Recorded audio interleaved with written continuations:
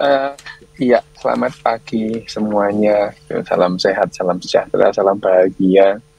Ini kalau kita berbicara sakit kepala itu sakit kepala atau nyeri kepala dalam hal ini. Orang seringkali eh, dibilang sakit kepala, pusing itu sakit kepala bukan. Kalau pusing itu kalau bahasa bahasa kedokterannya atau bahasa latinnya pusing itu vertigo. Jadi vertigo itu kalau sebutan vertigo itu pusing. Orang Jawa bilang mumet gitu ya, Mumet. muter gitu. Muter itu vertigo. Tapi kalau sakit kepala, nyeri kepala itu headache gitu ya, nyeri kepala. Nah, sakit kepala entah yang sakit kepala itu adalah alasan nomor satu yang dipakai orang untuk tidak masuk kantor. Itu itu alasan alasan paling banyak.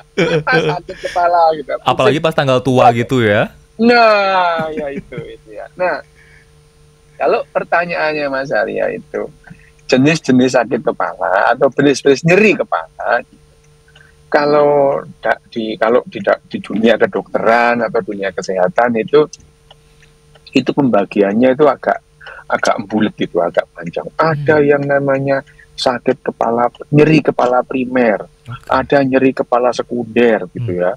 Nyeri kepala primer itu apa? Yang pertama itu tension headache, yang kedua migrain, yang ketiga cluster headache. Ini kan bahasa susah ya itu ya. Oke. Orang mau ini itu ngomong apa sih gitu ya itu. Dan kalau kita misalkan browsing di browsing di internet yang coba jenis-jenis sakit kepala yang keluar gitu ya. Jenis sakit kepala primer apa? Cluster headache, tension headache, migrain. Ini apaan gitu ya. Tapi gini, tapi kalau kita membahas jenis-jenis sakit kepala atau nyeri kepala itu bisa disebabkan oleh banyak hal. Itu yang jelas ya. Oke. Yang banyak hal yang jelas. Yang banyak hal. Mulai apa? Itu. Jadi kepala kita, kalau orang Jawa bilang ndas ini ya, kepala gitu ya. Kepala itu mulai dari kulit, kalau ada kulit itu, sampai di dalam otak. Kalau ada gangguan bisa menimbulkan nyeri kepala. Jadi nyeri kepala itu bukan hanya di dalam otak saja gitu ya. Apalagi orang yang nggak punya otak gitu kan nggak ada ya. Gitu. Orang semua punya otak. Gitu ya. Nah, mulai dari kulit kepala itu gangguan di kulit kepala itu bisa menyebabkan nyeri kepala. Contohnya apa? Ada bisul kecil atau jerawat gede gitu ya di kepala, kulit kepala. Itu bisa menimbulkan keluhan nyeri kepala. Ya ini. Nah, ini yang disebut nyeri kepala sekunder. Nyeri kepala yang disebabkan oleh hal-hal yang bukan dari otak gitu ya. Itu disebut nyeri kepala sekunder karena kulit. Di bawah kulit ada yang namanya jaringan subkutan atau jaringan bawah kulit. Kalau itu terjadi radang atau infeksi juga bisa menimbulkan keluhan nyeri kepala gitu ya itu. Terus di bawahnya lagi apa? Di bawahnya lagi ada aponeurosis atau selaput antara tulang dan kepala. Kalau itu radang juga bisa menimbulkan nyeri kepala gitu ya. Radang itu bisa radang steril, bisa radang infeksi gitu ya. Itu juga bisa menimbulkan nyeri kepala. Itu terus kemudian gangguan di tulangnya itu juga bisa menimbulkan nyeri kepala. Apa misalkan gangguan di tulang? Infeksi pada tulang gitu. Bisa infeksi di tulang kita. Terus kemudian misalkan benturan itu yang membuat tulang kita itu retak atau patah, itu bisa menimbulkan nyeri kepala juga. Kebenturnya kemarin, nyeri kepalanya sekarang bisa gitu. Terus kemudian benturan tadi juga bisa menyebabkan kulit, terus kemudian jaringan di bawah kulit dan selaput yang membungkus tulang itu radang juga bisa menimbulkan nyeri kepala ya. Nah, ada lagi nyeri kepala karena gangguan di leher. Loh kok bisa? Iya, memang bisa gitu ya. Gangguan di leher ya, leher yang disebut cervical syndrome itu. Cervical syndrome itu sebetulnya gangguannya di leher, tapi keluhan-keluhannya itu di leher, pundak, lengan, dan kepala. Gitu. Kepala ikutan juga. Kepala ikutan itu. Emang jengkelin cervical syndrome itu ya. Dan cervical syndrome itu kalau nyeri kepalanya itu mirip-mirip dengan cluster headache gitu ya. Apa itu? Itu sampai mata ini sakit, terus mata keluar air mata gitu. Itu adalah cervical syndrome itu. Nah ini yang itu jengkelin banget itu. Nah ini yang disebut adalah apa namanya, nyeri kepala atau headache sekunder gitu ya. Nyeri kepala sekunder karena bukan hal-hal yang bukan hal-hal yang dari kepala, dari kulit, dari itu yang sekunder. Nah, yang primer ya yang tadi itu primer gitu. Yang pertama itu ya, kalau yang primer tadi itu ya itu tadi yang namanya tension headache gitu ya. Tension headache ini yang paling sering lah gitu ya. Tension headache ini paling sering gitu ya, paling sering itu dan kalau disebutkan tension headache itu paling sering dan paling yang uniknya ini adalah penyebabnya tidak jelas gitu. Ya, penyebabnya tidak jelas gitu. Tapi yang namanya tension headache ini ya 99,9% itu akan hilang, nggak usah diapain ya hilang gitu ya. Itu kan itu. Jadi ya tension headache ini ada hubungannya dengan rasa cemas gitu ya. Gitu. Jadi terus kaku, leher kaku. Ya tension headache itu seperti mulai leher kaku, sakit kepala. Kalau disuruh nunjuk sakit kepalanya di mana, dia bingung nunjuknya di mana. Pokoknya sakit kepala gitu. Nah, itu adalah tension headache. Nah, kalau secara sains, secara pengetahuan neuroscience, tension headache ini paling banyak karena apa? Ya karena cemas sih memang. Karena yang namanya kaskade cemas gitu ya. Kaskade cemas ini sebetulnya senjata bagi kita itu untuk cemas itu ya. Cemas itu sebetulnya senjata bagi kita untuk melanjutkan kehidupan gitu ya. Itu sudah jelas lah ya, bahwa cemas yang cukup itu adalah adalah motivasi bagi kita untuk melanjutkan kehidupan. Bagus. Cemas yang sekedarnya itu bagus. Yang bahaya itu cemas yang berlebihan gitu ya. Itu namanya gangguan cemas. Gitu. Tapi rasa cemas atau yang namanya tension headache itu mayoritas disebabkan oleh kaskade dari adrenalin yang ada di otak ini, berhubungan dengan rasa cemas itu ya itu. Dan rasa cemas itu seringkali kita tidak sadari kita itu mencemaskan apa. Iya. Nggak sadari. Misalnya ini ya, ini tanggal berapa? Ini tanggal 10. Batas akhir pembayaran kredit card. Cemas kita. Gitu. Ya, itu bisa menimbulkan itu tension headache tadi. Kenapa demikian? Pada saat yang namanya rasa cemas itu muncul, gitu ya, rasa cemas muncul, yang terjadi adalah kaskade adrenalin. Sebetulnya semua aliran darah mayoritas dialihkan ke otot, gitu, di otot, sehingga ya di kulit kepala juga berkurang, ya. Nah, kalau ada aliran darah di kulit kepala berkurang, kulit kepala kita sakit, dipegang aja sakit, gitu ya. Dipegang aja sakit. Di daerah-daerah lain juga gitu. Mata juga jadi kabur gitu ya. Nggak enak melihat, keluar air mata gitu. Ini ya yang tension headache gitu ya. Jadi tension headache dalam hal ini, cluster headache juga sering disebabkan cemas.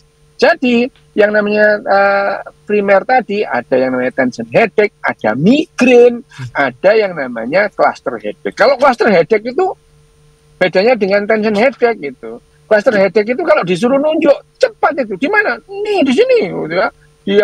Di atas kepala, di atas mata atau di mata atau di pelipis gitu ya. Nyut.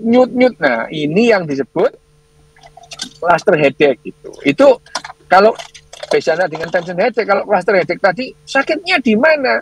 Dia bisa pinpoint menunjuknya. Nih sakitnya di sini gitu. Itu cluster headache ya. Terus disertai dengan mata yang sakit, pandangan yang nggak enak itu ya, bahkan mata berair, itu cluster headache. Migrain, nah itu beda lagi. Kalau migrain itu sakit kepala sebelah gitu ya. Sakit kepala sebelah, migrain itu. Nah, migrain ini sendiri, kenapa kok disebut migrain itu? Itu berasal dari kata hemikrania ya. Hemikrania itu separuh kepala, hemikrania, kepala sebelah gitu ya. Nah, memang migrain itu sakit kepala sebelah itu. Kalau dua-duanya kanan kiri itu seringkali adalah tension headache tadi. Tapi kalau satu sisi gitu ya, itu adalah migrain. Migrain ini juga khas gitu ya. Migrain ini juga khas. Nyeri kepala sebelah gitu ya. Antara 3 jam sampai 3 hari gitu. Ada yang orang migrain itu sampai 3 hari. Saya ini kalau migrain bisa sampai 3 hari gitu ya. Saya sampai 3 hari. Nah, yang khas dari migrain itu lama-lama itu orang itu pengidap atau penyandang migrain itu lama-lama dia sadar, ini sebentar lagi migrainku datang ini. Itu tahu itu tahu. Saking seringnya itu, misalkan mendadak kepingin coklat gitu. Nah, ini migrain sebentar lagi nih gitu itu ya. Itu yang namanya aura gitu ya, aura migrain. Aura migrain. Bukan aura kasih, aura migrain. Aura migrain. Nah, ini adalah tiga nyeri kepala yang disebut nyeri kepala primer gitu. Itu 3. Dan nyeri kepala primer ini mekanismenya betul-betul belum pasti karena saking banyaknya itu ya. Jadi mekanismenya misalkan migrain itu sangat berhubungan dengan hormonal gitu. Tapi variabel-variabel yang lain juga ada, misalnya perbedaan konstelasi di otak atau neurotransmitter di otak gitu. Itu juga bisa menyebabkan migrain gitu. Meskipun yang paling dominan adalah hormonal gitu. Itu sebabnya migrain itu hormonal pada perempuan lebih kompleks daripada laki-laki gitu ya. Terutama karena ada perubahan siklus hormon tiap bulan pada saat menstruasi itu. Sehingga pada perempuan itu lebih banyak perempuan daripada laki-laki yang mengalami migrain. Itu yang primer. Yang sekunder tadi bisa karena infeksi, bisa karena gangguan pembuluh darah, bisa karena tumor, bisa karena gangguan di leher. Itu yang disebut sekunder. Kira-kira gitu dulu, Mas Arya. Dokter, gejala seperti apa sih yang membuat kita itu harus semakin, kan kadang orang kalau sakit kepala gitu kan, kalau ngerasa kayak kepala nyeri itu kayak udahlah nanti dikasih teh anget juga sembuh gitu kan, terus kayak sudah kayak sakit kepala tuh agak dikesampingkan untuk pergi ke dokter. Nah, gejala-gejala seperti apa yang itu harus diwaspadai oleh penderita sakit kepala bahwa ini bukan sakit kepala yang biasa lagi? Karena terkadang termasuk saya juga gitu kan, bagi saya sakit kepala semuanya tuh kayak rasanya sama aja, yang beda hanya posisinya gitu. Nah, kalau dari istilah medis, dalam kondisi seperti apa bahwa pasien ini harus segera waspada? Tadi sudah dijawab sendiri sama Mas Arya tadi itu. Oke. Penyakit kepala yang tidak biasanya, lah itu yang perlu diwaspadai gitu. Ya, kalau misalkan tanggal 25 sakit kepala tiap tanggal 25, ya udahlah ya, nanti tanggal 28 gajian udah beres gitu ya. Itu misalnya itu misalnya atau ini saya ini sakit kepala ini enggak seperti biasanya, ini biasanya enggak pernah sakit kepala di pagi hari, ini kok mendadak sakit kepala di pagi hari. Nah, itu perlu diwaspadai gitu ya. Jadi ya penyakit sakit kepala yang tidak biasanya itu yang diwaspadai gitu. Misalkan tanya itu, saya sakit kepala itu sering sampai mata saya berair. Mulai kapan? Sejak SMP. Sudahlah. Itu ya sudahlah ya, itu kebiasaanmu. Memang kamu sial aja gitu ya itu. Nah, itu adalah artinya kalau sakit kepala yang biasanya itu ya less likely atau kemungkinan kecil itu menimbulkan masalah yang serius gitu ya. Tapi kalau sakit kepala itu tidak biasanya, ini saya nggak pernah loh sakit kepala seperti ini gitu. Nah, itu perlu diwaspadai gitu ya. Bahwa sakit kepala itu 99,5% hilang sendiri ya memang itu secara statistik gitu ya. Nggak diapa-apakan juga hilang. Tapi Mas Arya, poinnya adalah nyeri adalah satu hal yang paling menurunkan kualitas hidup. Ya, nyeri dimanapun itu. Nyeri itu adalah hal yang paling menurunkan kualitas hidup. Misalkan ini kita bandingkan dengan orang yang lumpuh gitu ya. Misalkan orang stroke lumpuh. dia dibawa di kursi roda, dibawa jalan-jalan ke mall, itu dia merasa terhibur, dia bisa menikmati itu keindahan mall itu ya. Tapi kalau orang nyeri dibawa ke tempat keramaian, makin marah dia, makin sakit kepalanya. Ya, jadi nyeri itu tidak boleh dibiarkan, gitu ya. Jadi kalau udahlah biarin aja nanti hilang sendiri, gitu ya. Baik. Ya ini ada benernya, tapi tidak bagus. Karena apa? Selama dia nyeri, kualitas hidupnya turun gitu. Begini ya Mas Arya, tadi kita juga sudah membahas bahwa nyeri itu tidak boleh ada, ya. Karena nyeri itu menurunkan kualitas hidup. Jadi batasnya nyeri itu harus hilang, gitu. Harus hilang. Sedikit hanya pun jangan ditoleransi ya. Ya, tidak sehat karena nyeri itu akan menimbulkan stres pada jaringan dan pada sel gitu. Dari nyeri itu sudah banyak. Kita sudah tahu bahwa nyeri itu menurunkan panjang hidup manusia. Gitu. Jadi manusia yang hidup dengan nyeri itu akan lebih cepat mati daripada hidup bebas nyeri. Gitu. Ya itu. Tapi ya kalau pengen mati cepat ya nggak apa-apa juga sih. Jangan dokter. Nah ya makanya itu ya. Kan kalau kepingin mati cepat itu ya nggak apa-apa. Tapi yang namanya nyeri itu ada korelasinya berbanding lurus ya, berbanding terbalik dengan panjang usia. Makin orang bebas nyeri, makin panjang usianya gitu ya. Kalau dia nyeri, dia akan menurunkan misalkan.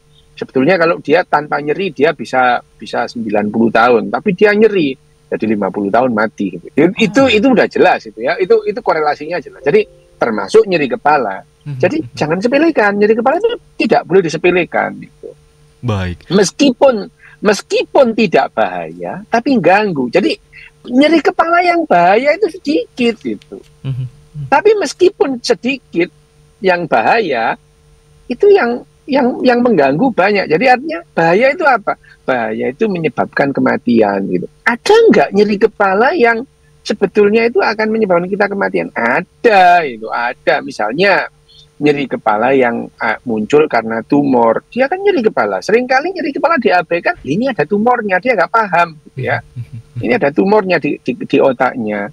Terus ada lagi nyeri kepala yang kayak istilahnya itu gambarannya seperti kesambar petir. Nggak tahu ya orang pernah kesambar petir rasanya gimana. Tapi gambarannya itu sangat sakit gitu.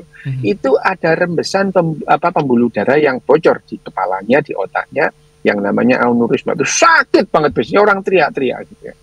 Teriak-teriak. Nah, hal-hal yang semacam ini adalah nyeri kepala yang bahaya. Karena pecahnya pembuluh darah, karena ada tumor, bahaya. Kenapa?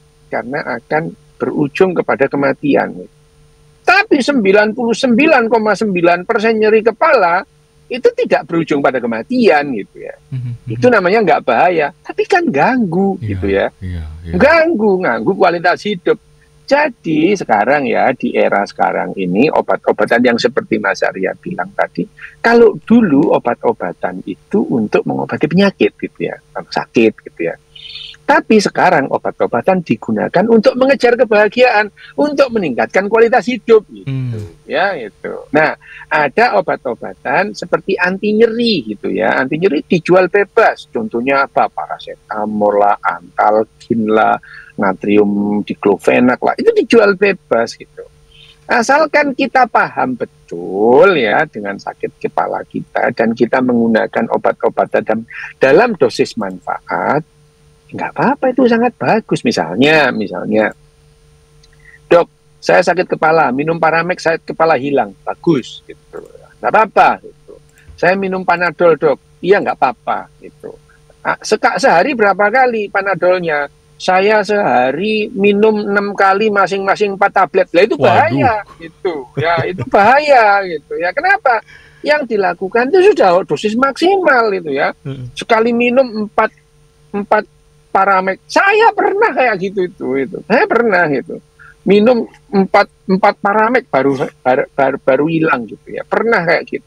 Tapi kan saya dokter ya, saya tahu apa yang terjadi pada diri saya. Enggak apa-apa gitu. Tapi kalau minumnya berapa? Saya kalau enggak Panadol 4 itu enggak hilang. Oke.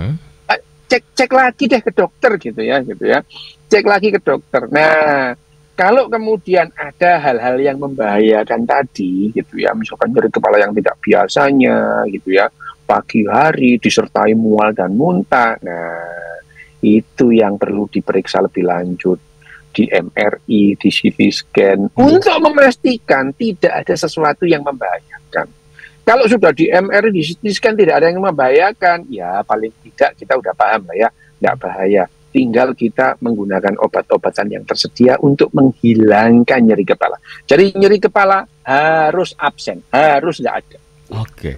Nah, kalau ternyata dari hasil MRI atau CT scan itu ada sesuatu, kemudian langkah berikutnya biasanya dilakukan apa, dokter? Ini ya kalau kemudian dari MRI, lu ada aneurismanya gitu, ada aneurisma. Aneurisma itu pembuluh darah yang menggelembung gitu ya. Sewaktu-waktu bisa pecah gitu. Nah, setelah itu diapakan gitu. Ada pemeriksaan lanjutan yang namanya digital digital substrat angiografi. Itu pemeriksaan bukan pengobatan. Jadi DSA itu adalah prosedur diagnosa, bukan prosedur terapeutik. Jadi ya enggak ada itu. Orang udah di DSA makin baik. Bukan. DSA itu adalah prosedur pemeriksaan, bukan prosedur pengobatan ya. Jadi di Mayapada Tangerang juga kita melakukan DSA untuk pemeriksaan, bukan untuk pengobatan. Apakah DSA itu bisa digunakan untuk pengobatan? Oh iya bisa. Pada apa? Pada stroke penyumbatan yang kurang dari 6 jam gitu ya.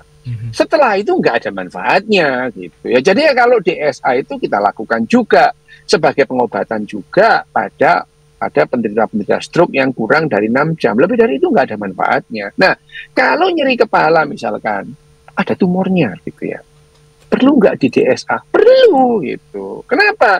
Kita perlu melihat misalnya pembuluh darah mana yang memberi makan tumor itu gitu ya, paling memberi makan tumor itu yang paling diserap makanannya itu penting. Kenapa? Nanti pada saat operasi kita udah tahu nih ini pembuluh darah penyuplai pemberontak itu ini loh gitu ya, yang kita habisin dulu ini gitu ya. Itu jadi ini adalah berhubungan dengan apa yang harus kita lakukan gitu. Jadi kalau sudah ada tumor misalnya, tumor tidak boleh dibiarkan, harus dihilangkan. Entah itu tumor ganas atau tumor jinak pada kepala, pada otak, itu akan mengakibatkan kematian kalau tidak diselesaikan ya. Nah, ada lagi karena pembuluh darah gitu ya, pembuluh darah gitu. Oh ini ada aneurismanya, oh ini ada AVM-nya, ya harus diselesaikan. Karena infeksi misalnya, karena abses, ini ada abses di otaknya, ya harus nanahnya dikeluarkan gitu. Itu tapi ya Mas Arya, jangan khawatir, ini kecil sekali terjadi. 99,9% orang ini nyeri kepala itu tidak akan berujung dengan yang begini-begini. Hanya saja kalau kita ingin tahu apa sih yang membahayakan gitu ya. Dan kalau untuk MRI itu bisa nggak untuk pengobatan tidak langsung. Kenapa? Biasanya orang itu kalau sadar di kepalanya nggak apa-apa, dia tenang terus sakit kepalanya hilang dengan sendirinya. Gara-gara ya gitu. Itu ada juga yang seperti itu. Tapi ya kalau nyeri kepala dengan obat-obatan yang sederhana, misalkan minum Panadol atau Paramek sehari 3 kali kok nggak hilang, udah deh datang ke dokter. Itu.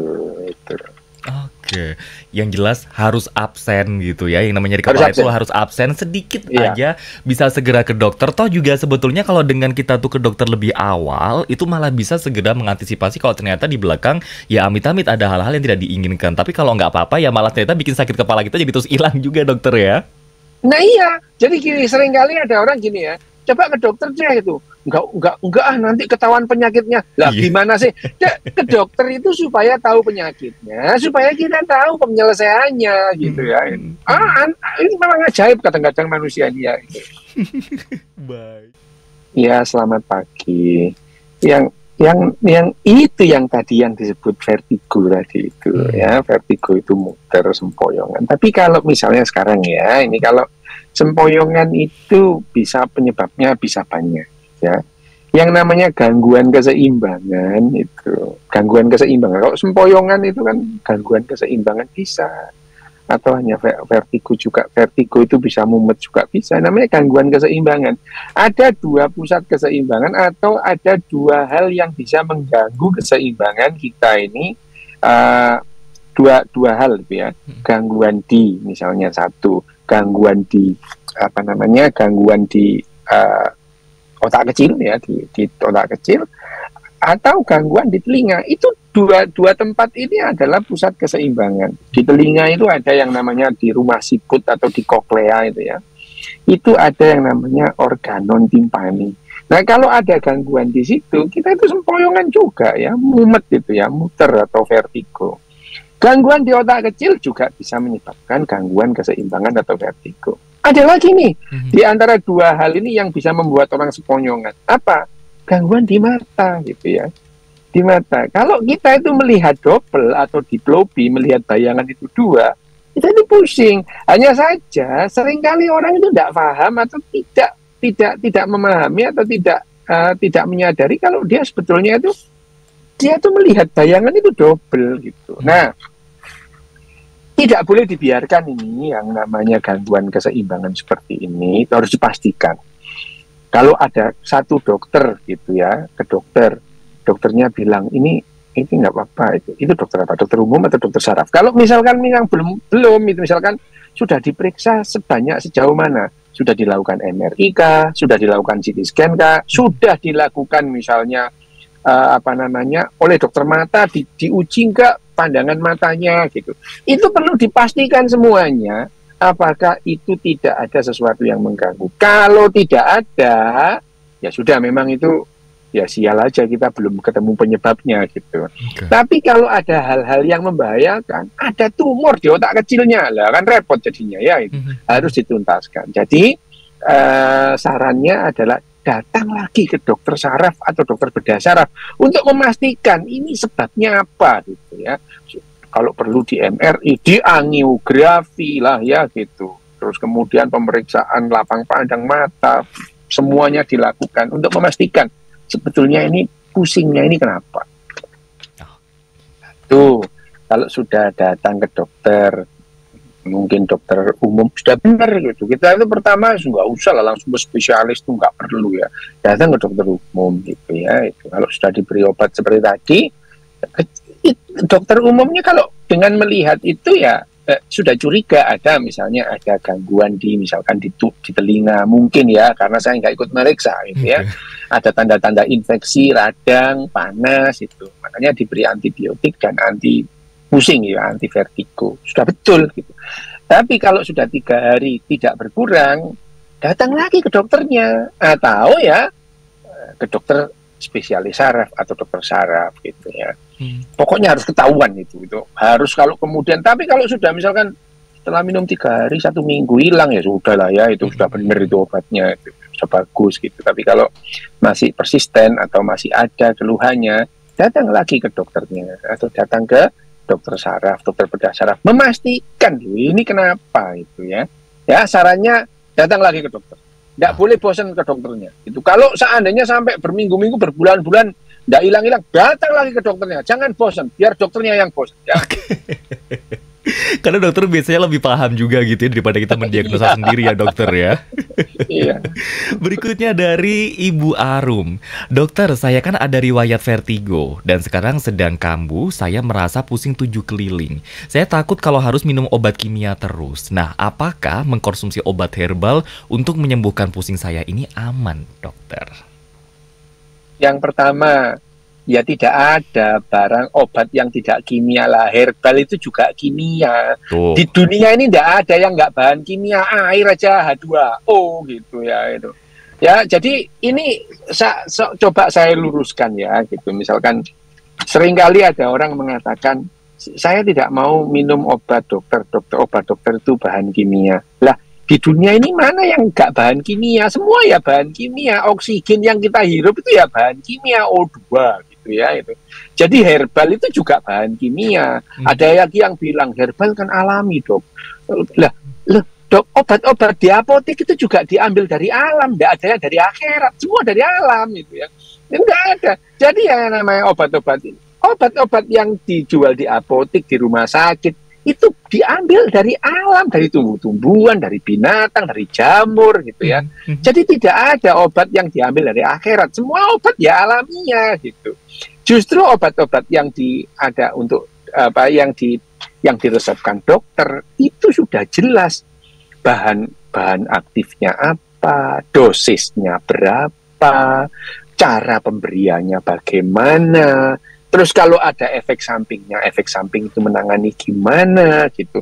Lah seringkali obat herbal itu ya misalnya saya demam dok, diberi kunyit gimana dok? Dosisnya berapa? Secukupnya. Lah secukupnya itu berapa? 1 genggam, 2 genggam, 1 gentong, kita nggak tahu gitu ya.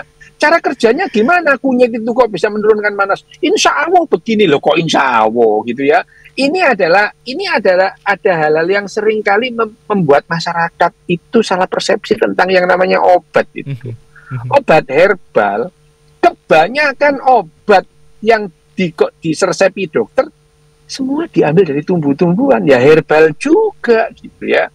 Jadi kalau yang namanya obat itu misalkan obat herbal, kalau ditanya obat herbal apa yang bisa menyembuhkan pusing? Nggak ada yang tahu tuh, gitu. Nggak ada yang tahu. Tapi kalau obat anti vertigo dokter, udah jelas banyak obat-obat yang sudah terbukti menghilangkan vertigo. Jadi yang pertama, jangan mendiagnosa penyakit sendiri. Jangan pernah self-diagnosis, gitu ya. Tidak ada orang yang pernah diajari untuk self-diagnosis, bahkan dokter sendiri itu ya dianjurkan untuk bukan self-diagnosis. Kalau saya sakit, saya itu periksa ke teman saya gitu. Okay. Ya, karena subjektivitas itu membahayakan itu ya. Saya itu kalau sakit saya periksa ke dokter. Saya tidak pernah self-diagnosis, apalagi self-diagnosis gara-gara googling. Bayangin aja ya, ada orang yang ini ya dokter bedah saraf, sekolah 6 tahun dokter umum, sekolah lagi 6 tahun bedah saraf, ditambah spesialis total 15 tahun, 18 tahun. Lah masa kalah sama yang googling 2 jam gitu ya, nggak mungkin lah ya gitu. Ya. Jadi jangan pernah self diagnosis. Kalau sakit datang ke dokter, kalau tidak puas dengan satu dokter datang ke dokter yang lain gitu ya. Baik. Yang satu level, jangan terus kemudian dokter kalah sama tukang tambal ban, gitu kan ya repot ya. Wow. Jangan pernah self-diagnosis, dan kalau dengan obat-obatan anti vertigo tetap tidak hilang, datang lagi ke dokter, gitu ya. Okay.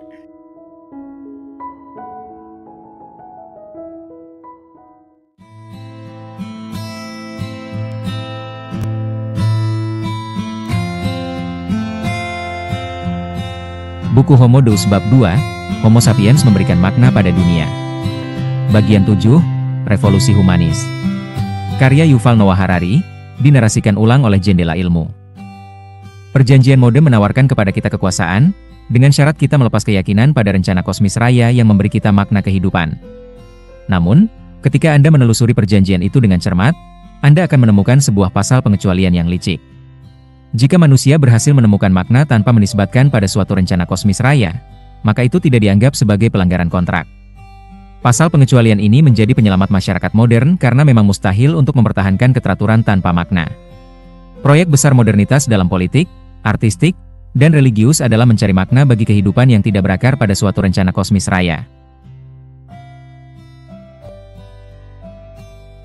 Kita bukan aktor dalam drama ilahiyah, dan tak ada yang peduli tentang kita dan perbuatan kita sehingga tak ada satupun pihak yang membatasi kekuasaan kita.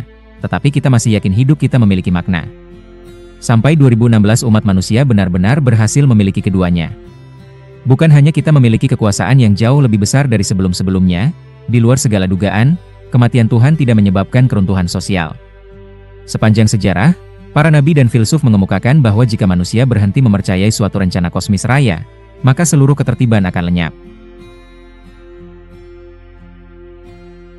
Namun, hari ini, mereka yang menjadi ancaman terbesar bagi ketertiban dunia adalah persis mereka yang terus mempercayai Tuhan dan rencana-rencananya yang mencakup segala hal. Suriah yang takut Tuhan adalah tempat yang jauh lebih menyeramkan ketimbang Belanda yang sekuler. Jika memang tidak ada rencana kosmis, dan kita tidak terikat pada hukum ilahiyah atau hukum alam manapun, lalu apa yang menghalangi keruntuhan sosial? Bagaimana Anda bisa bepergian ribuan kilometer dari Amsterdam ke Bucharest atau dari New Orleans ke Montreal, tanpa diculik oleh pedagang budak, diserang oleh penjahat, atau dibunuh oleh suku-suku yang bertikai? Lihat ke dalam. Obat penangkal untuk eksistensi tanpa makna dan tanpa hukum disediakan oleh humanisme, sebuah kredo baru revolusioner yang menaklukkan dunia dalam beberapa abad terakhir. Agama humanis menyembah kemanusiaan, dan mengharapkan kemanusiaan menggantikan peran yang dimainkan Tuhan dalam Kristen dan Islam, dan peran hukum alam yang berlaku dalam Buddha dan Daoisme. Jika rencana kosmis raya secara tradisional memberi makna bagi kehidupan manusia, humanisme membalik peran-peran itu dan berharap pengalaman manusia dapat memberi makna pada kosmos. Menurut humanisme, manusia harus menarik pengalaman dari dalam diri mereka, tidak hanya makna kehidupan mereka sendiri, tetapi juga makna seluruh jagat raya. Inilah ayat utama yang sudah diberikan humanisme kepada kita, menciptakan makna bagi sebuah dunia yang tak bermakna. Dengan demikian, inti dari revolusi religius modernitas bukanlah kehilangan kepercayaan kepada Tuhan, melainkan mendapatkan kepercayaan pada kemanusiaan. Itu butuh kerja keras berabad-abad. Para pemikir menulis pamflet, para seniman mengarang puisi dan simfoni, para politisi membuat perjanjian-perjan, dan bersama-sama mereka meyakinkan kemanusiaan bahwa ia mampu mengilhamkan makna pada alam semesta. Untuk bisa mencerna kedalaman makna dan implikasi dari revolusi humanis, perhatikan bagaimana kultur modern Eropa berbeda dari kultur Eropa abad pertengahan. Pada tahun 1300, orang-orang di London, Paris, dan Toledo tidak percaya bahwa manusia bisa menentukan sendiri apa yang baik dan apa yang jahat, mana yang benar dan mana yang salah, mana yang indah dan mana yang buruk. Hanya Tuhan yang bisa menciptakan dan mendefinisikan kebaikan, kebenaran, dan keindahan. Meskipun diterima secara luas bahwa manusia memiliki kemampuan dan kesempatan unik, mereka juga dipandang sebagai makhluk yang bodoh dan bisa rusak. Tanpa pengawasan dan bimbingan eksternal, manusia tidak akan pernah mampu memahami kebenaran yang abadi, tetapi terjerumus ke dalam kesenangan sensual sesaat dan delusi duniawi.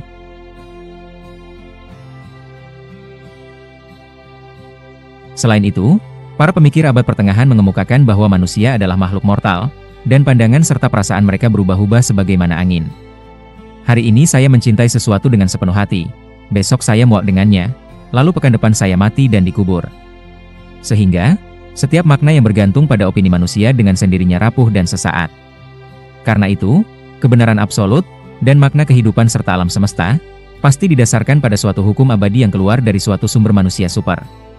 Pandangan ini menjadikan Tuhan sebagai sumber tertinggi bukan hanya dalam makna, melainkan juga otoritas. Makna dan otoritas selalu berjalan seiring.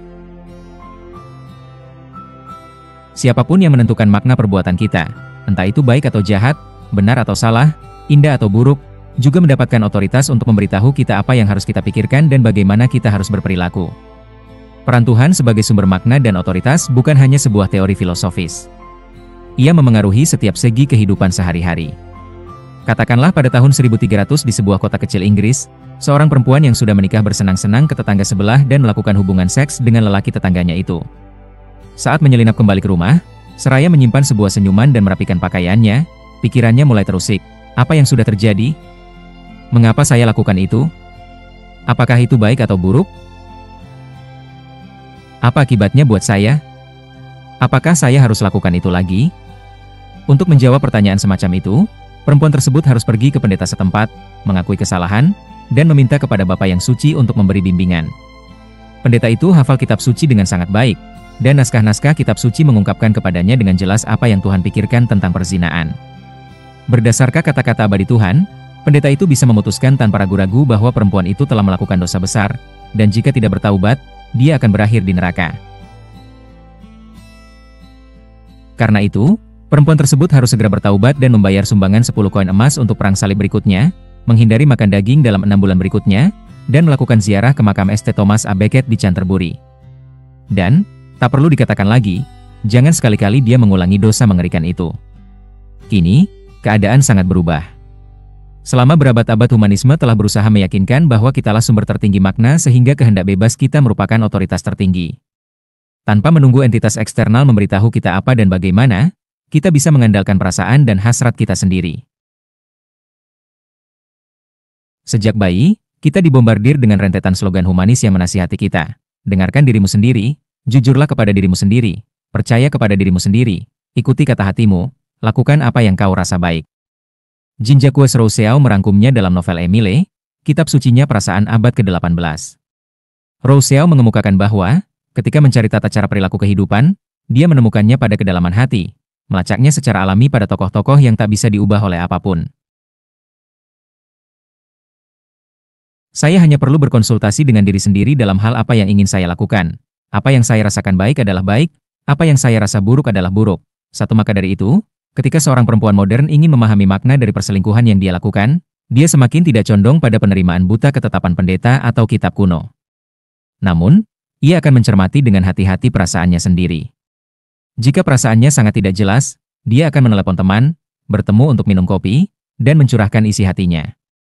Jika keadaan masih membingungkan, dia akan pergi ke terapis dan mengutarakan masalahnya. Secara teoretis, terapis modern menduduki tempat yang sama dengan pendeta abad pertengahan, dan sudah menjadi sangat klise untuk membandingkan kedua profesi itu. Meskipun demikian, dalam praktiknya ada jurang yang sangat lebar di antara keduanya. Para terapis tidak memiliki kitab suci untuk mendefinisikan yang baik dan buruk. Ketika perempuan itu mengakhiri ceritanya, sangat tidak mungkin terapis menghardik, "Dasar kau perempuan jalang. Kau sudah melakukan dosa yang berat." Sama tidak mungkinnya dia berkata, "Luar biasa. Anda bagus sekali." Namun, apapun yang mungkin sudah dilakukan perempuan itu, yang paling mungkin ditanyakan oleh terapis dengan nada suara yang penuh peduli adalah, "Bagaimana perasaanmu tentang apa yang sudah terjadi?" Benar, rak-rak buku terapis itu boleh jadi melengkung akibat beban berat karya-karya Freud dan Jung, serta kitab 1000 halaman Diagnostic and Statistical Manual of Mental Disorders, DSM. Namun, ini semua bukan kitab suci. DSM mendiagnosis sakit dari kehidupan, bukan makna kehidupan. Sebagian besar psikolog percaya bahwa hanya perasaan manusia yang diberi otoritas untuk menentukan makna sejati dari tindakan manusia. Karena itu, apapun anggapan terapis tentang perselingkuhan pasiennya, dan apapun kata Freud, Jung, serta DSM tentang perselingkuhan secara umum, terapis tidak akan memaksakan pandangannya kepada pasien. Namun, dia akan membantu pasien untuk menyusuri relung hatinya yang paling dalam. Di sanalah, dan hanya di sana pasien akan menemukan jawabannya. Kalau para pendeta abad pertengahan memiliki sambungan langsung dengan Tuhan dan bisa memilah-milahkan untuk kita mana yang baik dan mana yang buruk, terapis modern hanya membantu kita bersentuhan dengan perasaan dalam diri kita sendiri. Ini menjelaskan sebagian perubahan nasib institusi-institusi pernikahan. Pada abad pertengahan, pernikahan dipandang sebagai sebuah sakramen yang ditahbiskan oleh Tuhan, dan Tuhan juga mengotorisasi seorang ayah untuk menikahkan anak-anaknya menurut keinginan dan kepentingannya sendiri. Akibatnya, perselingkuhan merupakan pemberontakan kurang ajar melawan otoritas Tuhan dan orang tua sekaligus. Itu dosa berat, terlepas dari apapun yang dirasakan dan dipikirkan oleh dua orang yang kasmaran. Kini orang menikah karena cinta, dan perasaan pribadi merekalah yang bernilai bagi ikatan pernikahan. Karena itu, jika perasaan yang sama yang dulu membawa Anda ke tangan seorang lelaki kini membawa Anda ke lelaki yang lain, apa salahnya? Jika hubungan di luar nikah memenuhi hasrat emosional dan seksual yang tidak bisa dipenuhi oleh pasangan selama 20 tahun, dan jika pacar baru Anda baik, penuh kasih sayang, dan sensitif pada kebutuhan Anda, mengapa tak menikmatinya saja? Tetapi, tunggu sebentar, mungkin begitu kata Anda. Kita tidak bisa mengabaikan perasaan pihak-pihak lain yang terlibat. Perempuan itu dan pacarnya mungkin merasa luar biasa saat berpelukan, tetapi jika masing-masing pasangannya tahu, setiap orang mungkin akan merasa ketakutan untuk beberapa lama. Dan, jika itu menyebabkan perceraian, anak-anak bisa membawa rasa takut emosional selama puluhan tahun. Sekalipun perselingkuhan itu tak pernah terungkap, menyembunyikannya bisa menyebabkan banyak ketegangan, dan bisa menyebabkan tumbuhnya perasaan terasing dan sakit hati. Diskusi paling menarik dalam etika humanis berurusan dengan situasi-situasi seperti hubungan di luar nikah, ketika perasaan manusia bertabrakan. Apa yang terjadi ketika tindakan yang sama menyebabkan satu orang merasa senang dan yang lain merasa buruk? Bagaimana kita menimbang dua perasaan yang bertentangan ini? Apakah perasaan senang dari dua pencinta lebih penting daripada perasaan buruk dari pasangan dan anak-anak mereka? Bukan masalah apa pendapat Anda pada masalah khusus seperti ini. Yang jauh lebih penting adalah bagaimana memahami jenis argumentasi yang digunakan oleh kedua belah pihak. Orang modern berbeda paham tentang hubungan di luar nikah, tetapi apapun sikap mereka lebih cenderung menjustifikasinya atas nama perasaan manusiawi, ketimbang atas nama kitab suci dan perintah ilahi. Humanisme telah mengajarkan kepada kita bahwa sesuatu hanya buruk jika menyebabkan seseorang merasa tidak senang. Pembunuhan salah bukan karena Tuhan tertentu pernah berkata, kalian tidak boleh membunuh. Namun, Pembunuhan adalah salah karena menimbulkan penderitaan menyakitkan bagi korban, bagi anggota keluarganya, dan bagi sahabat serta teman-temannya. Pencurian salah bukan karena suatu naskah kuno menyatakan, kalian tidak boleh mencuri. Namun, pencurian salah karena ketika Anda kehilangan hak milik, Anda merasa tidak senang. Dan, jika sebuah tindakan tidak menyebabkan siapapun merasa tidak senang, tidak ada yang salah dengan itu. Jika naskah kuno yang sama mengatakan bahwa Tuhan mengajarkan kita untuk tidak membuat gambar manusia maupun hewan, Exodus 24, tetapi saya menikmati seni pahat dengan objek seperti itu dan saya tidak membuat orang lain tidak senang dalam proses itu, maka di mana salahnya? Logika yang sama mendominasi perdebatan mutakhir tentang homoseksualitas. Jika dua pria dewasa menikmati hubungan seks dengan sesamanya, dan mereka tidak mengganggu siapapun saat melakukannya, mengapa harus disalahkan, dan mengapa kita harus melarangnya? Ini adalah masalah privat di antara kedua pria itu, dan mereka bebas untuk memutuskan tentangnya menurut perasaan masing-masing. Jika pada abad pertengahan dua orang pria mengaku kepada seorang pendeta bahwa mereka saling jatuh cinta, dan bahwa mereka belum pernah merasa begitu bahagia, perasaan senang mereka tidak akan mengubah kutukan pendeta. Malah, tiadanya rasa bersalah justru memperburuk situasi. Kini, sebaliknya, jika dua pria saling jatuh cinta, mereka akan diberitahu, jika itu membuat kalian senang, lakukan saja. Jangan biarkan pendeta manapun merusak pikiran Anda. Ikuti saja kata hati kalian. Kalian tahu apa yang baik untuk kalian. Yang cukup menarik, kini bahkan kaum fanatik keagamaan menempuh jalan yang lebih humanistis ketika ingin memengaruhi opini publik. Misalnya, setiap tahun dalam satu dekade terakhir ini komunitas LGBT Israel mengadakan parade gay di jalan-jalan Yerusalem. Hari perayaan itu merupakan hari keharmonisan yang unik di kota yang didera konflik karena inilah satu momen ketika kaum religius Yahudi, Muslim, dan Kristen tiba-tiba menemukan musuh bersama. Mereka semua jengkel terhadap parade gay. Namun, yang sungguh menarik adalah argumentasi yang mereka gunakan. Mereka tidak mengatakan, para pendosa ini tidak boleh menyelenggarakan perayaan gay karena Tuhan melarang homoseksualitas. Namun, dengan setiap mikrofon dan kamera TV yang bisa dijangkau, mereka menjelaskan bahwa menonton perayaan gay yang mengelilingi kota Yerusalem melukai perasaan kami. Sebagaimana kaum gay ingin kami menghormati perasaan mereka, mereka pun seharusnya menghormati perasaan kami. Pada 7 Januari 2015, kaum fanatik Muslim membantai beberapa staf majalah Prancis Charlie Hebdo karena majalah itu menerbitkan karikatur Nabi Muhammad. Beberapa hari kemudian, banyak organisasi Muslim mengutuk serangan itu, tetapi sebagian tak kuasa menepis kalimat tambahan, tetapi. Misalnya, sindikat wartawan Mesir mengecam teroris atas tindak kekerasan mereka, tetapi dalam satu tarikan napas mengecam majalah karena melukai perasaan jutaan Muslim di seluruh dunia. Perhatikan, sindikat itu tidak menyalahkan majalah karena melawan kehendak Tuhan. Itulah yang kita sebut kemajuan. Perasaan kita memberi makna bukan hanya pada kehidupan privat kita, melainkan juga pada proses-proses sosial dan politik. Ketika kita ingin tahu siapa yang harus memerintah negara, apa kebijakan politik luar negeri yang harus diadopsi dan apa langkah-langkah ekonomi yang harus ditempuh, kita tidak mencari jawabannya dalam kitab suci. Kita juga tidak mematuhi perintah-perintah Paus atau Dewan Nobel. Namun, di sebagian besar negara, kita mengadakan pemilihan umum demokratis dan bertanya kepada rakyat apa yang mereka pikirkan tentang masalah yang kita hadapi. Kita percaya bahwa para pemilihlah yang paling tahu, dan bahwa pilihan bebas manusia individual merupakan otoritas politik tertinggi. Tetapi, bagaimana para pemilih tahu cara memilih? Secara teoretis, paling tidak, pemilih dianggap bertanya kepada perasaan dalam hatinya yang terdalam dan mengikuti pedoman itu. Tidak selalu mudah, memang.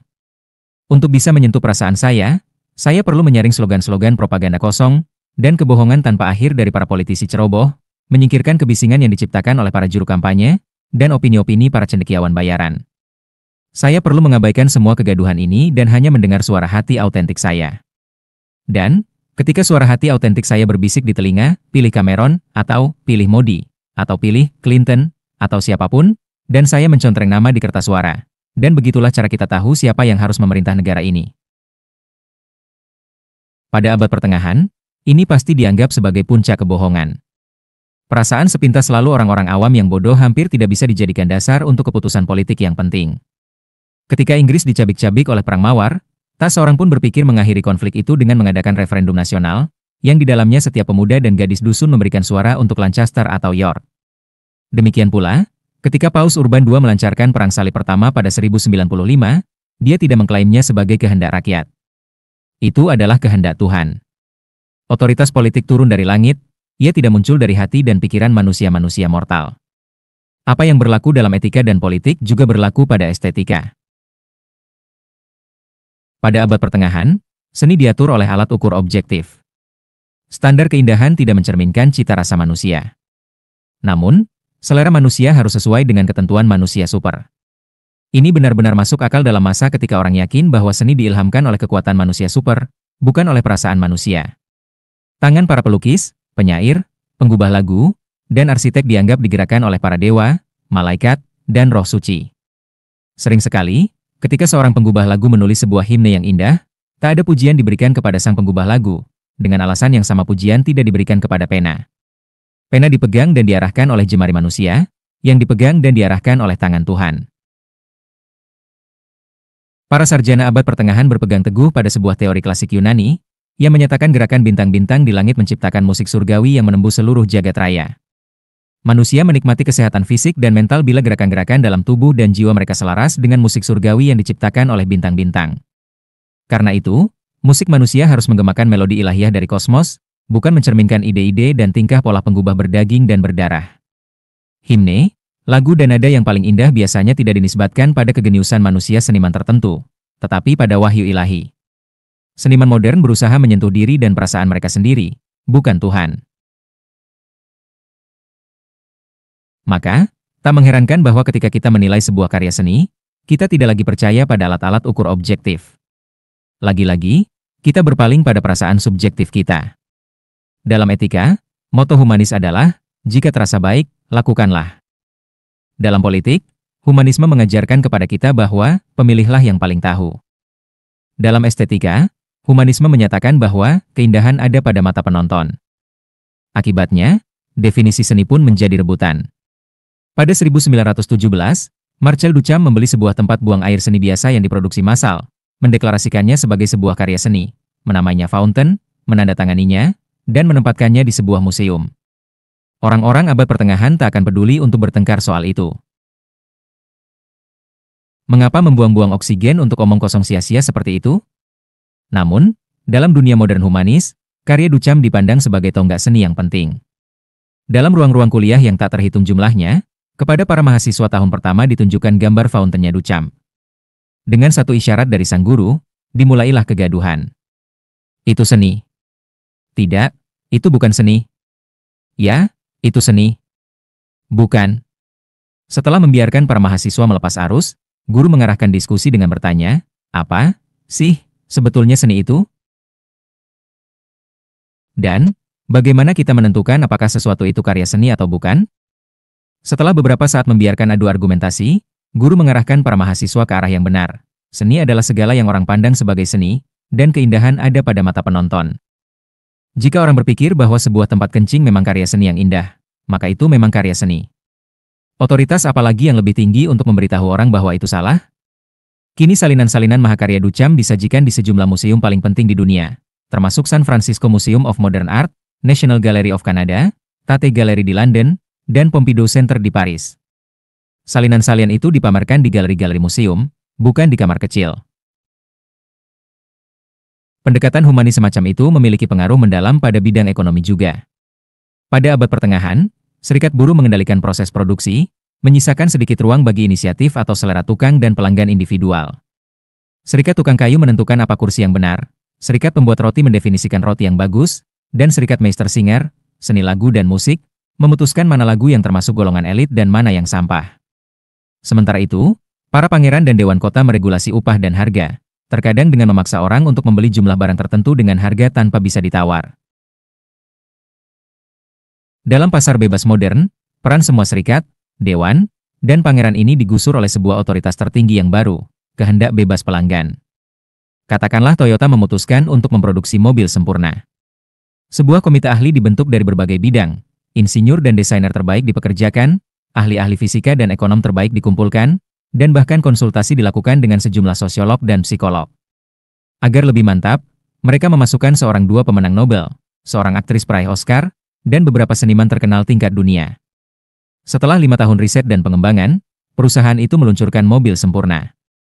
Jutaan kendaraan diproduksi dan dikirim ke dealer-dealer mobil di seluruh dunia. Namun, tak seorang pun yang membeli mobil itu. Apakah itu berarti pelanggan melakukan kesalahan dan mereka tidak tahu apa yang bagus bagi mereka? Tidak. Dalam sebuah pasar bebas, pelanggan selalu benar. Jika pelanggan tidak menginginkannya, itu berarti mobil itu tidak bagus. Betapapun seluruh profesor dan seluruh pendeta dan mullah berteriak dari podium dan mimbar bahwa ini mobil yang luar biasa. Jika pelanggan menolaknya, berarti itu mobil yang buruk. Tak seorang pun memiliki otoritas untuk memberitahu pelanggan bahwa mereka salah, dan langit melarang jika sebuah pemerintahan hendak memaksa warganya membeli mobil tertentu yang bertentangan dengan kehendak mereka. Apa yang berlaku pada mobil tersebut juga berlaku pada produk lain. Dengarkan, misalnya, Profesor Leif Andersson dari University of Uppsala. Dia ahli di bidang peningkatan genetika hewan ternak untuk menciptakan babi yang tumbuh lebih cepat, sapi yang menghasilkan lebih banyak susu, dan ayam dengan daging ekstra pada tulang-tulangnya. Dalam sebuah wawancara dengan koran Haaretz, reporter Naomi Daro mengonfrontasi Andersson dengan fakta bahwa manipulasi genetika seperti itu bisa menyebabkan penderitaan pada binatang. Sekarang pun sudah terjadi, sapi-sapi perah yang sudah ditingkatkan memiliki tubuh yang begitu berat hingga nyaris tak bisa berjalan, sementara ayam-ayam yang sudah diperbarui bahkan tak bisa berdiri. Profesor Andersson memiliki jawaban yang tegas, segala sesuatu terpulang pada pelanggan individual dan pada soal seberapa banyak pelanggan mau membayar untuk daging. Kita harus ingat bahwa tidak akan mungkin mempertahankan tingkat konsumsi daging global saat ini tanpa ayam-ayam modern, yang sudah ditingkatkan. Jika pelanggan hanya meminta kita harga daging semurah mungkin, maka itu yang akan didapat pelanggan. Pelanggan perlu memutuskan apa yang paling penting bagi mereka, harga atau sesuatu yang lain. Profesor Andersson bisa tidur nyenyak pada malam hari dengan hati tenang. Fakta bahwa pelanggan membeli produk-produk dari hewannya yang sudah dihangatkan menunjukkan bahwa dia memenuhi kebutuhan dan hasrat mereka dan itu berarti melakukan hal yang baik. Dengan logika yang sama, jika suatu korporasi multinasional ingin tahu apakah pihaknya mengikut moto yang dipegangnya, jangan menjadi jahat, maka tinggal lihat neraca keuangan. Jika banyak uang yang dihasilkan, berarti jutaan orang menyukai produknya, yang berarti pula bahwa itu kekuatan yang baik. Jika seseorang menolak dan mengatakan bahwa orang mungkin melakukan kesalahan dalam memilih, dia akan dengan cepat diingatkan bahwa pelanggan selalu benar dan bahwa perasaan manusia adalah sumber segala makna dan otoritas. Jika jutaan orang memilih secara bebas untuk membeli produk-produk perusahaan itu, siapa Anda berani-berani mengatakan bahwa mereka salah? Pada akhirnya, munculnya ide-ide humanis juga telah merevolusi sistem pendidikan. Pada abad pertengahan, sumber segala makna dan otoritas bersifat eksternal. Karena itu, pendidikan fokus pada penanaman kepatuhan, penghafalan kitab suci, dan pembelajaran tradisi-tradisi kuno. Para guru mengajukan pertanyaan kepada murid, dan murid harus mengingat bagaimana Aristoteles, Raja Solomon, atau St. Thomas Aquinas menjawabnya. Sebaliknya, pendidikan humanis modern percaya pada pengajaran murid untuk berpikir bagi diri mereka sendiri. Memang bagus untuk tahu apa yang dipikirkan Aristoteles, Solomon, dan Aquinas tentang politik, seni, dan ekonomi. Tetapi, karena sumber tertinggi makna dan otoritas ada pada diri kita sendiri, maka jauh lebih penting untuk tahu apa yang Anda pikirkan tentang masalah-masalah ini. Tanyalah seorang guru, entah guru TK, sekolah, atau perguruan tinggi, apa yang dia coba ajarkan. Maka dia akan menjawab, saya mengajarkan kepada anak-anak sejarah, fisika kuantum, atau seni, tetapi yang paling penting, saya mengajarkan kepada mereka untuk berpikir bagi diri mereka sendiri. Mungkin tidak selalu berhasil, tetapi itulah yang dicoba lakukan oleh pendidikan humanis. Karena sumber makna dan otoritas berpindah dari langit ke perasaan manusia, maka sifat seluruh alam berubah. Alam eksterior, yang sampai sekarang sesak oleh Tuhan-Tuhan, dewa-dewa, peri, dan setan kubur, menjadi ruang kosong. Dunia interior, yang sampai sekarang menjadi enclave tak signifikan bagi nafsu-nafsu kasar, menjadi dalam dan kaya tak terhingga. Para malaikat dan hantu ditransformasi dari entitas-entitas real yang berkeliaran di hutan-hutan dan gurun-gurun ke kekuatan dalam jiwa kita sendiri. Surga dan neraka pun tidak lagi menjadi tempat-tempat real di suatu tempat di atas awan dan di bawah gunung berapi, dan ditafsirkan sebagai keadaan mental internal. Anda mengalami neraka setiap kali Anda memicu api kemarahan dan kebencian dalam hati Anda, dan Anda menikmati kebahagiaan surgawi setiap kali Anda memaafkan musuh-musuh Anda, bertobat dari perbuatan-perbuatan keliru, dan membagi kekayaan Anda untuk orang miskin. Humanisme dalam 5 gambar. Ketika Nietzsche mendeklarasikan, Tuhan sudah mati, inilah yang dia maksudkan. Paling tidak di Barat, Tuhan telah menjadi sebuah ide abstrak yang sebagian orang menerima dan sebagian tidak, tetapi tidak terlalu berpengaruh bagi keduanya. Pada abad pertengahan, tanpa Tuhan saya tidak punya sumber otoritas politik, moral, dan estetika. Saya tidak bisa mengatakan apa yang benar, baik, atau indah. Siapa yang bisa hidup seperti itu? Kini, sebaliknya, sangat mudah untuk tidak mempercayai Tuhan karena saya tidak harus membayar apapun untuk tidak mempercayainya. Saya bisa menjadi ateis sepenuhnya dan saya masih memperoleh percampuran yang sangat kaya nilai-nilai politik, moral, dan estetika dari pengalaman di dalam diri saya sendiri. Jika saya benar-benar mempercayai Tuhan, maka mempercayai adalah pilihan saya. Jika hati saya mengatakan untuk mempercayai Tuhan, maka saya percaya. Saya percaya karena saya merasakan kehadiran Tuhan, dan hati saya mengatakan kepada saya bahwa Dia memang ada. Namun, jika saya tidak lagi merasakan kehadiran Tuhan, dan hati saya tiba-tiba mengatakan kepada saya bahwa tidak ada Tuhan, maka saya pun berhenti percaya. Yang manapun yang saya lakukan, sumber sejati otoritas adalah perasaan saya sendiri. Maka, sekalipun saya mengatakan saya percaya kepada Tuhan, kebenarannya adalah bahwa saya memiliki kepercayaan yang lebih kuat pada suara hati saya sendiri. Ikuti jalan bata kuning. Sebagaimana sumber lain otoritas yang manapun, perasaan juga memiliki kelemahan. Humanisme berasumsi bahwa setiap manusia memiliki satu batin autentik, tetapi ketika saya berusaha mengikutinya, saya sering menghadapi kebisuan atau hiruk-pikuk suara-suara yang bertentangan. Untuk mengatasi problem ini, humanisme memproklamasikan tidak hanya satu sumber otoritas baru, tetapi juga sebuah metode baru untuk menilai otoritas itu dan mendapatkan pengetahuan sejati. Di Eropa abad pertengahan, rumus utama untuk pengetahuan adalah pengetahuan kitab suci eks logika. Jika orang ingin tahu jawaban atas sebuah pertanyaan penting, mereka akan membaca kitab suci, dan menggunakan logika mereka untuk memahami makna sesungguhnya teks kitab suci.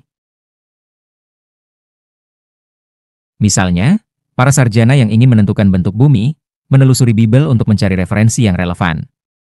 Orang mengemukakan bahwa dalam Ayub 38:13 dikatakan, Tuhan bisa memegang ujung-ujung bumi, dan orang-orang fasik dikebaskan darinya. Ini menunjukkan, demikian cendekiawan memberi alasan, bahwa karena bumi memiliki ujung-ujung yang bisa dipegang oleh Tuhan, maka pasti bumi berbentuk persegi datar. Orang bijak lainnya menolak penafsiran ini, menyerukan perhatian pada Yesaya 40:22, yang menyatakan Tuhan duduk bertakhta di atas lingkaran bumi. Bukankah itu bukti bahwa bumi bulat? Dalam praktiknya, ini berarti bahwa para sarjana mencari pengetahuan dengan menghabiskan waktu bertahun-tahun di sekolah dan perpustakaan, membaca lebih banyak teks, dan mempertajam logika sehingga mereka bisa memahami teks-teks itu dengan benar. Revolusi saintifik mengajukan rumus yang sangat berbeda untuk pengetahuan data empiris eks matematika. Jika kita ingin tahu jawaban atas suatu pertanyaan, kita perlu mengumpulkan data empiris yang relevan, kemudian menggunakan alat-alat matematika untuk menganalisisnya. Misalnya, jika kita ingin mengukur bentuk sebenarnya bumi, kita bisa mulai dengan mengamati matahari, bulan, dan planet dari berbagai lokasi di seluruh dunia. Setelah kita mengumpulkan hasil observasi yang banyak, kita bisa menggunakan trigonometri untuk menyimpulkan tidak hanya bentuk bumi, tetapi juga struktur seluruh sistem tata surya. Dalam praktiknya, ini berarti para ilmuwan mencari pengetahuan dengan menghabiskan waktu bertahun-tahun di observatorium, laboratorium, dan ekspedisi-eksperiset, mengumpulkan lebih banyak dan lebih banyak data empiris dan mempertajam alat-alat matematika mereka sehingga mereka bisa menginterpretasikan data dengan benar. Rumus saintifik untuk pengetahuan itu menghasilkan terobosan yang mencengangkan dalam astronomi, fisika, kedokteran, dan melipat gandakan disiplin ilmu pengetahuan lainnya. Namun, ia memiliki kelemahan besar. Ia tak bisa menangani masalah nilai dan makna. Para cendekiawan abad pertengahan bisa menentukan dengan kepastian absolut bahwa membunuh dan mencuri itu salah, dan bahwa tujuan kehidupan manusia adalah menjalankan perintah Tuhan karena kitab suci mengatakan demikian. Para ilmuwan tidak bisa memberikan ketetapan-ketetapan etis semacam itu. Tak ada jumlah data dan tak ada sihir matematika yang bisa membuktikan bahwa membunuh itu salah. Namun, masyarakat manusia tidak bisa bertahan tanpa ketetapan-ketetapan nilai semacam itu. Satu jalan untuk mengatasi kesulitan ini adalah terus menggunakan rumus lama abad pertengahan bersama metode saintifik yang baru.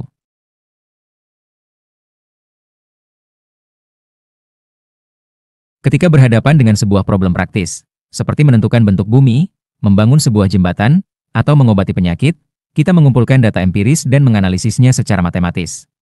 Ketika berhadapan dengan problem etis, seperti menentukan apakah perceraian, aborsi, dan homoseksualitas dibolehkan, kita membaca kitab suci. Solusi ini diadopsi pada tingkat tertentu oleh banyak masyarakat modern dari Inggris Victoria sampai Iran abad ke-21. Meskipun demikian, humanisme menawarkan sebuah alternatif. Setelah manusia mendapatkan kepercayaan pada dirinya sendiri, sebuah rumus baru untuk memperoleh pengetahuan etis muncul, pengetahuan pengalaman eks-sensitivitas. Jika kita ingin tahu jawaban atas pertanyaan etis apapun, kita perlu menjangkau pengalaman dalam diri kita dan mengamatinya dengan sensitivitas tertinggi. Dalam praktiknya, ini berarti bahwa kita mencari pengetahuan dengan menghabiskan waktu bertahun-tahun mengumpulkan pengalaman-pengalaman, mempertajam sensitivitas kita sehingga kita bisa memahami pengalaman-pengalaman ini dengan benar. Apa sih sebetulnya pengalaman itu? Pengalaman bukanlah data empiris. Sebuah pengalaman tidak terdiri dari atom-atom, gelombang-gelombang elektromagnetik, protein-protein, atau angka-angka. Namun, pengalaman adalah fenomena subjektif yang terdiri dari 3 unsur utama: sensasi, emosi, dan pikiran. Pada saat manapun, pengalaman saya berisi segala yang saya rasakan: panas, senang, tegang, dan lain-lain. Segala yang dialami emosi saya, cinta, takut, marah, dan lain-lain, dan apapun yang muncul dalam pikiran saya. Lalu, apa yang disebut sensitivitas? Ia berarti 2 hal. Pertama, memperhatikan sensasi, emosi, dan pikiran saya. Kedua, membiarkan sensasi, emosi, dan pikiran ini memengaruhi saya. Benar, saya tidak boleh membiarkan angin lalu menyapu saya. Namun, saya harus terbuka pada pengalaman baru dan membolehkannya mengubah pandangan-pandangan, perilaku, bahkan kepribadian saya. Pengalaman dan sensitivitas saling membangun dalam siklus yang tak pernah berhenti. Saya tidak bisa mengalami apapun jika saya tidak punya sensitivitas, dan saya tidak bisa mengembangkan sensitivitas jika tidak mengalami beragam pengalaman. Sensitivitas bukan kemahiran abstrak yang bisa dikembangkan dengan membaca buku atau mendengarkan kuliah. Ia adalah keterampilan praktis yang hanya bisa menjadi masak dan matang dengan menerapkannya dalam praktik. Teh, misalnya. Saya memulainya dengan minum teh biasa yang sangat manis sambil membaca koran pagi. Teh menjadi semacam dalih untuk menggandrungi gula. Suatu hari saya menyadari bahwa antara gula dan koran, saya hampir tidak merasakan teh sama sekali. Jadi, saya mengurangi jumlah gula, menyingkirkan koran, menutup mata dan fokus pada tehnya saja. Saya mulai menyesap aroma dan rasa uniknya. Tak lama kemudian saya asyik bereksperimen dengan bermacam-macam teh, hitam dan hijau, membandingkan rasanya yang nikmat dan aromanya yang menggoda. Dalam beberapa bulan, saya meninggalkan label-label supermarket dan membeli teh di Harrods. Kesukaan istimewa saya tumbuh pada teh Pandadung dari Pegunungan Ya'an di Provinsi Sichuan, yang dibuat dari daun-daun semak teh yang disuburkan dengan kotoran beruang-beruang panda. Begitulah, secangkir teh pada satu waktu, saya menajamkan sensitivitas pada teh dan menjadi seorang penikmat teh. Jika pada hari-hari pertama saya minum teh, Anda sajikan teh Pandadung dalam cangkir porselen dinasti Ming, saya tidak akan mengapresiasinya lebih dari teh celup. Anda tidak bisa mengalami sesuatu jika Anda tidak memiliki sensitivitas yang diperlukan, dan Anda tidak bisa mengembangkan sensitivitas kecuali dengan menjalani satu untaian panjang pengalaman. Yang berlaku pada teh, berlaku juga pada semua pengetahuan estetika dan etis lainnya. Kita tidak lahir dengan kesadaran yang sudah siap pakai. Seiring kehidupan yang kita lalui, kita menyakiti orang dan orang menyakiti kita. Kita berbuat dengan penuh kasih sayang dan orang lain menunjukkan kasih sayangnya kepada kita. Jika kita memberi perhatian, sensitivitas moral kita menjadi lebih tajam, dan pengalaman-pengalaman ini menjadi sumber pengetahuan etis yang berguna tentang apa yang baik, apa yang benar, dan siapa sesungguhnya saya. Karena itu, humanisme memandang kehidupan sebagai proses bertahap dari perubahan dalam diri, bergerak dari kebodohan menuju pencerahan dengan sarana pengalaman. Tujuan tertinggi dari kehidupan humanis adalah mengembangkan sepenuhnya pengetahuan Anda melalui keragaman luas pengalaman intelektual, emosional, dan fisik. Pada awal abad ke-19, Wilhelm van Humboldt, salah satu arsitek utama sistem pendidikan modern, mengatakan bahwa tujuan dari eksistensi adalah penyulingan seluas mungkin pengalaman kehidupan menjadi kebijaksanaan. Dia juga menulis bahwa hanya ada satu puncak dalam kehidupan, mengukur dalam perasaan segala hal yang manusiawi. Ini benar-benar bisa menjadi moto humanis. Menurut falsafah Cina, dunia dipelihara oleh pengaruh kekuatan yang saling bertentangan tetapi saling melengkapi yang disebut yin dan yang. Ini mungkin tidak benar dalam dunia fisika, tetapi jelas benar dalam dunia modern yang tercipta dari perjanjian antara sains dan humanisme. Setiap yang saintifik mengandung di dalamnya sebuah yin humanis, dan begitu pula sebaliknya. Yang memberi kita kekuatan, sementara yin memberi kita makna dan ketetapan etis.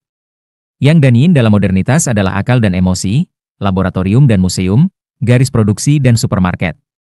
Orang sering hanya melihat yang dan membayangkan bahwa dunia modern kering, saintifik, logis, dan utilitarian, bertumpu pada asas manfaat, sebagaimana sebuah laboratorium atau pabrik. Namun, dunia modern juga sebuah supermarket yang luar biasa. Tak ada budaya dalam sejarah menghargai makna semacam itu bagi perasaan, hasrat, dan pengalaman manusia.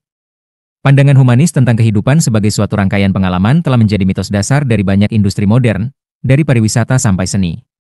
Agen-agen perjalanan dan para chef restoran tidak menjual kepada kita tiket penerbangan, hotel, atau makan malam mewah, mereka menjual kepada kita pengalaman-pengalaman baru. Demikian pula, kalau sebagian besar narasi pramodern fokus pada peristiwa dan perbuatan eksternal, novel-novel, film-film, dan puisi-puisi modern sering menekankan perasaan. Epos-epos Yunani Romawi dan romansa-romansa kekesatriaan adalah katalog-katalog perbuatan heroik, bukan perasaan. Satu bab menggambarkan betapa beraninya seorang kesatria memerangi raksasa yang mengerikan dan membunuhnya. Bab lain menguraikan bagaimana sang kesatria menyelamatkan seorang putri cantik dari naga penyembur api, dan membunuh sang naga. Bagian yang lain lagi menceritakan bagaimana tukang sihir jahat menculik putri, tetapi sang kesatria memburu si tukang sihir, dan membunuhnya.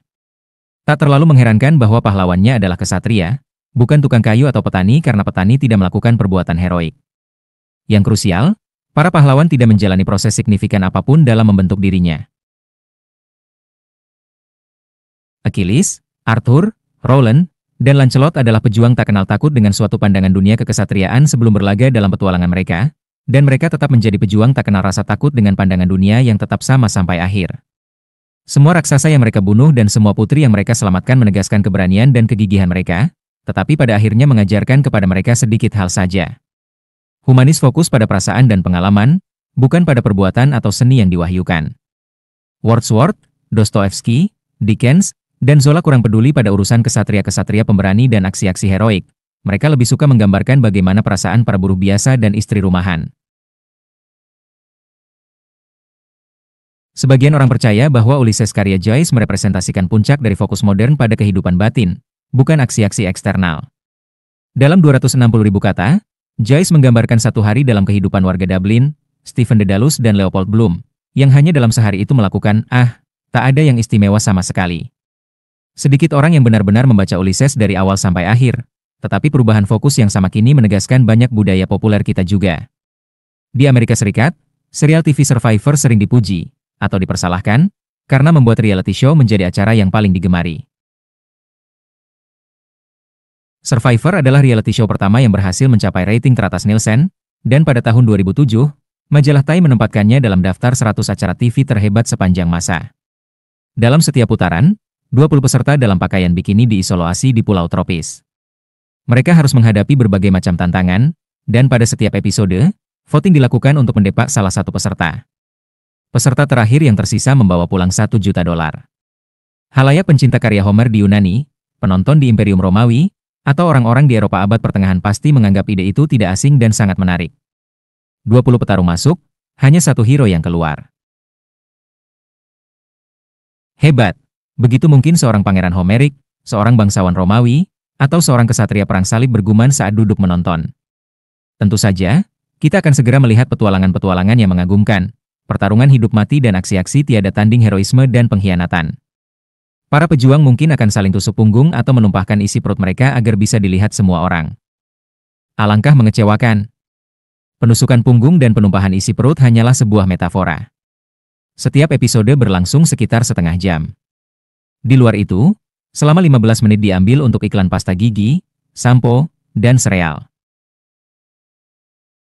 5 menit digunakan untuk tantangan yang luar biasa kekanak-kanakan, seperti siapa yang bisa melempar paling banyak kelapa ke sebuah simpai, atau siapa yang bisa makan paling banyak serangga dalam 1 menit.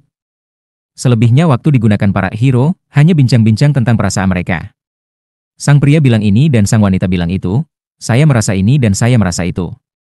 Jika seorang kesatria perang salib benar-benar duduk untuk menonton Survivor, dia mungkin segera meraih kapal perangnya dan menghantam TV karena bosan dan frustrasi. Kini kita mungkin anggap kesatria abad pertengahan tidak sensitif dan brutal. Jika mereka hidup di tengah kita akan mengirim mereka ke terapis, yang bisa membantu mereka bersentuhan dengan perasaan-perasaan mereka sendiri. Inilah yang terjadi pada manusia kaleng, Tin Man, dalam The Wizard of Oz. Dia berjalan menyusuri jalan bata kuning bersama Dorothy dan teman-temannya, berharap bahwa saat mereka sampai di Oz, penyihir besar akan memberinya sebuah hati. Begitu pula, Scarecrow ingin sebuah otak dan singa menginginkan keberanian.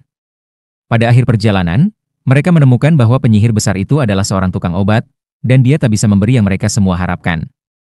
Namun, mereka menemukan sesuatu yang jauh lebih penting. Segala hal yang mereka dambakan sudah ada dalam diri mereka sendiri.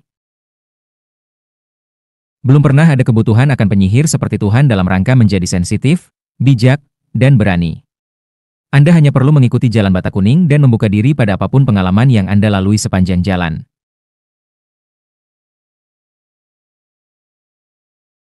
Pelajaran yang sama dipelajari oleh Kapten Kirk dan Kapten Jean-Luc Picard saat menjelajahi galaksi dalam pesawat ruang angkasa Enterprise, dirasakan oleh Huckleberry Finn dan Jim saat mereka menyusuri sungai Mississippi, oleh Wyatt dan Billy saat mereka menunggang Harley Davidson dalam Easy River, dan oleh tokoh yang tak terhitung jumlahnya di banyak sekali film, yang meninggalkan kota kelahiran di Pennsylvania, atau mungkin New South Wales, bepergian dengan convertible, mobil yang atapnya bisa dibuka, atau mungkin sebuah bus, melintasi berbagai pengalaman yang mengubah kehidupan, bersentuhan dengan batin mereka sendiri, berbicara dengan perasaan mereka. Dan akhirnya mencapai San Francisco, atau mungkin Alice Springs, sebagai individu yang lebih baik atau lebih bijaksana. Kebenaran tentang perang. Rumus pengetahuan pengalaman eks-sensitivitas telah mengubah tidak hanya budaya populer kita, tetapi juga persepsi kita tentang masalah-masalah berat seperti perang. Nyaris sepanjang sejarah, ketika orang ingin tahu apakah sebuah perang tertentu adil, mereka bertanya kepada Tuhan, mereka bertanya pada kitab suci, dan mereka bertanya kepada raja-raja, kaum bangsawan, dan para pendeta. Sedikit yang peduli pada opini dan pengalaman tentara biasa atau penduduk sipil biasa.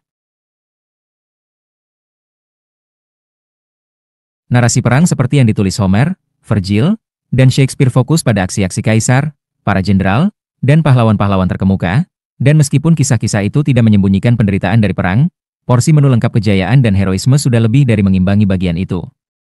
Tentara-tentara biasa muncul, kalau tidak sebagai tumpukan mayat yang dibantai sosok Goliat, pasti jadi massa yang berkerumun mengangkat David di atas pundak mereka. Lihat, misalnya, lukisan pertempuran Breitenfeld yang terjadi pada 17 September 1631. Sang pelukis, Jean-Jacques Walter, mengagungkan Raja Gustav Adolf dari Swedia, yang memimpin angkatan perang hari itu meraih kemenangan menentukan. Gustav Adolf menjulang di atas ajang pertempuran seakan-akan dia adalah dewa perang. Orang mendapat kesan bahwa raja mengendalikan pertempuran seperti seorang pemain catur yang menggerakkan bidak-bidak. Bidak-bidak itu sendiri sebagian besar adalah sosok-sosok generik atau titik-titik mungil di latar belakang. Walter tidak tertarik pada bagaimana perasaan para tentara yang dikerahkan, lari, dibunuh, atau mati. Mereka adalah sebuah kumpulan tanpa wajah. Bahkan, ketika para pelukis fokus pada pertempuran itu sendiri, bukan pada panglimanya, mereka masih melihatnya dari atas, dan jauh lebih peduli pada manuver-manuver kolektif ketimbang pada perasaan-perasaan personal. Ambil contoh, lukisan Peter Snyders tentang pertempuran Gunung Putih pada November 1620. Lukisan itu menggambarkan kemenangan Katolik yang gegap gempita dalam perang 30 tahun atas para pemberontak sesat Protestan. Snyders ingin mengenang kemenangan ini dengan berjuang keras merekam berbagai formasi, manuver, dan gerakan tentara. Anda bisa dengan mudah mengidentifikasi kesatuan-kesatuan yang berbeda, persenjataan mereka, dan posisi-posisi mereka dalam barisan pertempuran. Snyders kurang memberi perhatian pada pengalaman dan perasaan para tentara biasa.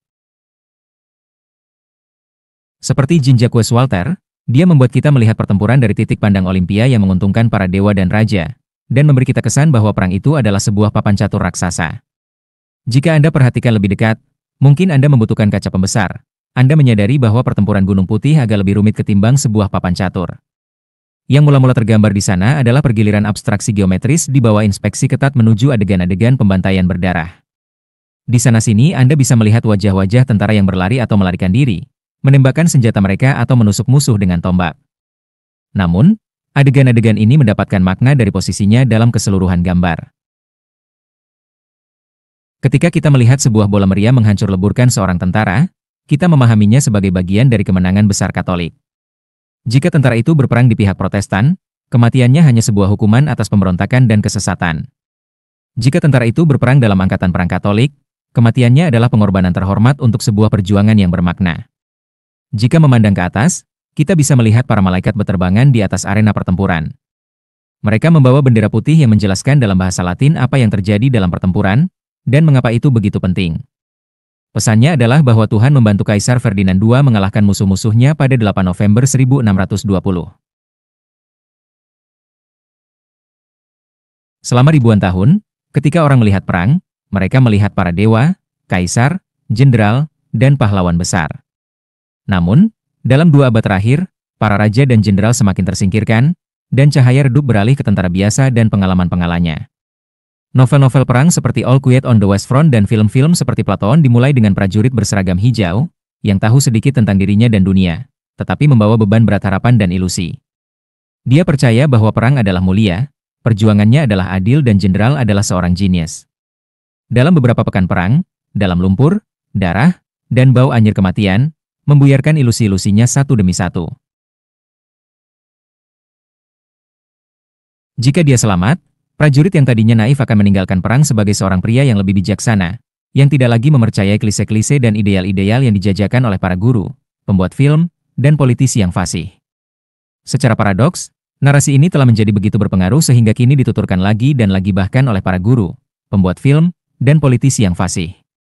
Perang tidaklah seperti yang Anda tonton di bioskop, begitu peringatan dalam sejumlah mahakarya Hollywood seperti Apocalypse Now, Full Metal Jacket, dan Black Hawk Down. Diabadikan dalam seluloida, prosa, atau puisi, ungkapan perasaan-perasaan orang biasa dalam gerutuan telah menjadi otoritas tertinggi atas perang, yang setiap orang mulai belajar untuk menghargainya. Seperti terungkap dalam Kelakar, berapa banyak orang vet Vietnam yang dibutuhkan untuk mengganti sebuah bohlam? Kalian tidak akan tahu, kalian dulu tidak di sana. Para pelukis juga kehilangan minat pada para jenderal di atas punggung kuda dan manuver-manuver taktis. Mereka lebih suka berusaha menggambarkan bagaimana perasaan tentara biasa. Lihat kembali pertempuran Breitenfeld dan pertempuran Gunung Putih. Kini perhatikan 2 gambar berikut ini, keduanya dipandang sebagai mahakarya seni perang abad ke-20. The War, Der Krieg, karya Otto Dix, dan Ted, 2000 Yardstier karya Tom Lea. Dix menjadi seorang sersan dalam angkatan perang Jerman saat Perang Dunia Pertama. Lea meliput pertempuran Pulau Peleliu pada 1944 untuk majalah Life. Kalau Walter dan Snyers memandang perang sebagai fenomena militer dan politik serta ingin kita tahu apa yang terjadi dalam pertempuran tertentu. Dix dan Lea memandang perang sebagai suatu fenomena emosional dan ingin kita tahu bagaimana rasanya. Mereka tidak peduli soal kegeniusan para jenderal atau tentang detail taktik pertempuran. Tentara Dix mungkin ada di Verdun, Ypres, atau Somme, tak terlalu penting karena di mana-mana perang adalah neraka. Tentara Lea kebetulan saja seorang prajurit Amerika di Peleliu, tetapi Anda pasti bisa menyaksikan tatapan yang sama dari jarak 2000 meter pada wajah seorang tentara Jepang di Iwo Jima, seorang tentara Jerman di Stalingrad, atau seorang tentara Inggris di Dunkirk. Dalam lukisan Dix dan Lea, makna perang tidak muncul dari gerakan-gerakan taktis atau proklamasi-proklamasi ilahiyah. Jika Anda ingin memahami perang, jangan melihat jenderal di puncak bukit, atau para malaikat di langit. Namun, lihatlah langsung ke kedua mata tentara biasa. Dalam lukisan Lea, tatapan nanar tentara yang trauma membuka sebuah jendela ke kebenaran menyakitkan dari perang. Dalam lukisan Dix, kebenaran itu begitu tak tertanggungkan sehingga sebagian pasti disembunyikan di balik masker gas. Tak ada malaikat yang terbang di atas medan tempur, hanya sesosok mayat membusuk yang menjuntai dari sebuah kasok yang hancur dan tudingan satu jari yang mendakwa. Dengan demikian, seniman seperti Dix dan Lea membantu membalik hierarki tradisional perang. Banyak perang dalam masa-masa sebelumnya sudah barang tentu sama mengerikannya dengan perang abad ke-20. Namun, sampai hari ini, bahkan pengalaman-pengalaman mengerikan ditempatkan dalam sebuah konteks yang lebih luas yang memberinya makna positif. Perang memang bisa menjadi neraka, tetapi perang juga menjadi gerbang menuju surga. Seorang tentara Katolik yang berperang dalam pertempuran Gunung Putih bisa berkata pada diri sendiri, "Benar, saya menderita." Namun, Paus dan Kaisar berkata bahwa kita berperang untuk kebaikan, jadi penderitaan saya ada artinya. Otto Dix menggunakan jenis logika yang berseberangan. Dia melihat pengalaman personel sebagai sumber segala makna sehingga alur berpikirnya menjadi, saya menderita, dan ini buruk, karena itu seluruh perang adalah buruk. Jika Kaisar dan kependetaan tetap mendukung perang ini, mereka pasti salah.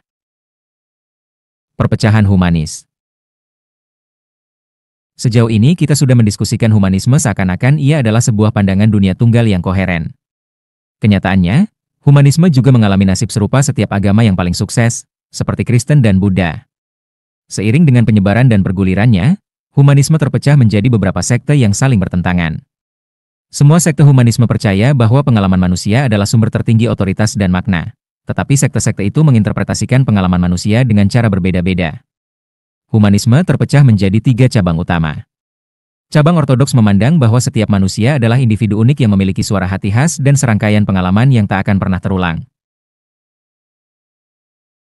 Setiap manusia adalah satu berkas cahaya tunggal yang menyinari dunia dari perspektif-perspektif yang berbeda, dan yang menambahkan warna, kedalaman, dan makna pada alam semesta.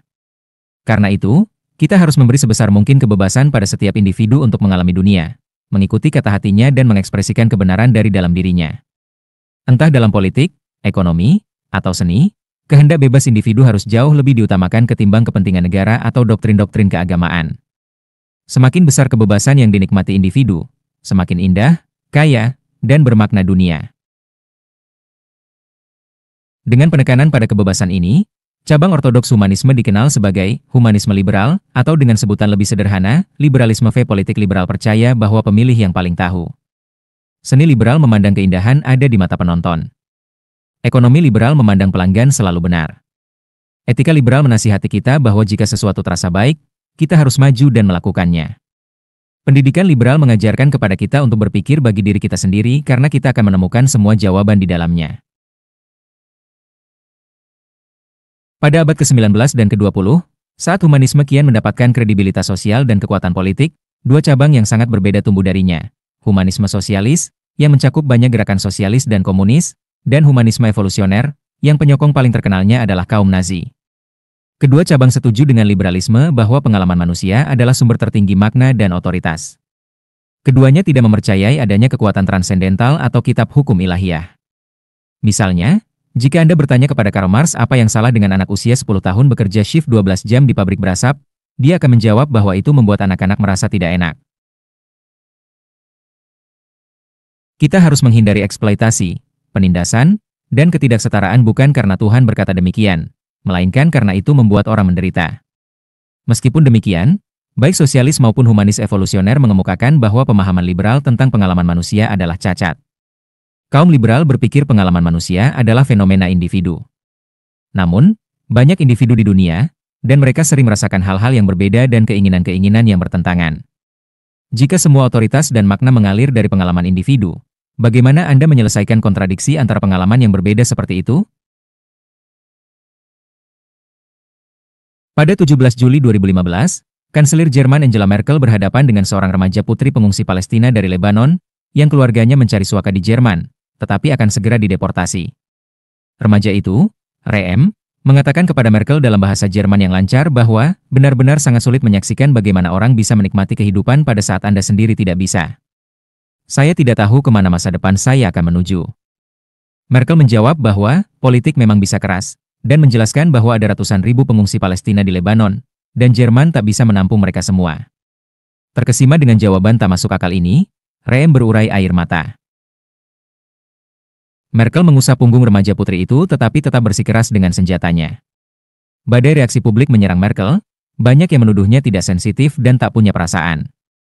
Demi meredakan kritik, Merkel mengubah sikap, Reem dan keluarganya mendapatkan suaka. Dalam beberapa bulan kemudian, Merkel bahkan membuka pintu lebih lebar, menyambut ratusan ribu pengungsi masuk ke Jerman. Namun, Anda tak bisa menyenangkan setiap orang.